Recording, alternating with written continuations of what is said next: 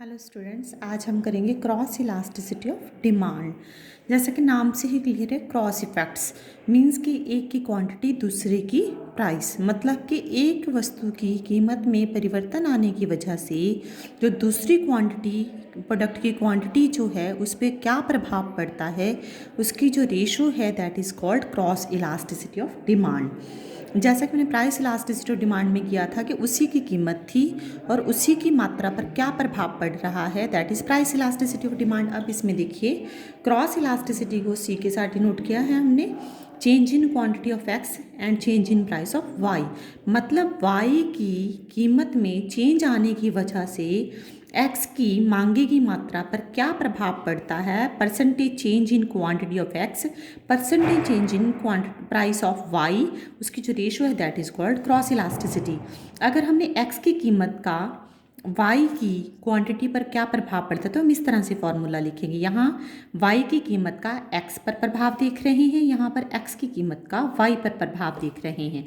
अब इसको हम किस तरह से डिफाइन करेंगे, सबसे पहले cross elasticity in case of substitute goods. पहला हेडिंग आप बनाओगे। सबसे पहले आप दो इस तरह से डिमांड कर्व्स हमने बनाई है। शुरू में डिमांड कर्व ये है, ये डिमांड कर्व है। इस तरफ हमने क्वांटिटी ऑफ कॉफ़ी ली है, इस तरफ हमने प्राइस ऑफ कॉफ़ी ली है, इस तरफ क्वांटिटी ऑफ टी है, इस तरफ प्राइस ऑफ टी है। शुरू की पोजीशन जो है हमारी ए बिंदु पर है, ये इसकी डिमांड कर्व है, ये इसकी डिमांड कर्व है। अब क्या हुआ, प्राइस ऑफ कॉफ़ी जो है वो बढ़ गई, ए से हम कहाँ मूव कर गए, बी पर, और इसकी क्वांटिटी जो है वो कम हो गई। इसी तरफ ऑब्वियस है, कॉफ़ी जब महंगी हो गई है तो लोग कॉफ़ी को छोड़कर टी की तरफ जाएंगे। अब टी की प्राइस तो वही है, लेकिन क्या हुआ, उसकी डिमांड शिफ्ट होकर डी से D1 हो गई है और हमने A B corresponding A dash B dash बन गए हैं और इसकी क्वांटिटी में चेंज हुआ है। मतलब कि जो टी है उसकी डिमांड पहले से बढ़ गई है। उसी तरह अगर इसकी कीमत कम हो जाती है कॉफ़ी की, तो हम ज़्यादा कॉफ़ी कंज्यूम करेंगे तो हम इसकी डिमांड क्या हो जाएगी, कम हो जाएगी। तो सी के कॉरस्पॉन्डिंग यहाँ पे हम सी डैश पर आ गए हैं और इसकी क्वांटिटी क्यू से Q2 पर आ गई है। अगर इसको मैथमेटिकली फॉर्मूला में पुट करें, quantity of T divided by quantity of price of coffee into price of coffee original कितनी थी और क्वांटिटी ऑफ कॉफ़ी ओरिजिनल कितनी थी।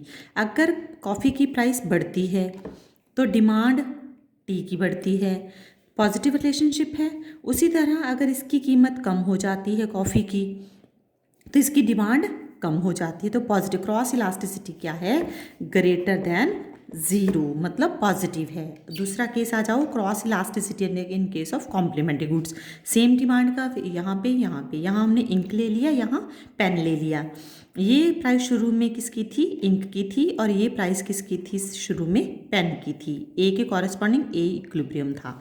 अब क्या हुआ, इंक जो है वो पहले से महंगी हो गई। इंक महंगी हो गई है तो पेन की मांग क्या हो जाएगी, कम हो जाएगी। ऑब्वियस है, इसकी कीमत बढ़ गई है, इसकी मांग क्या हो जाएगी, अब कम हो जाएगी।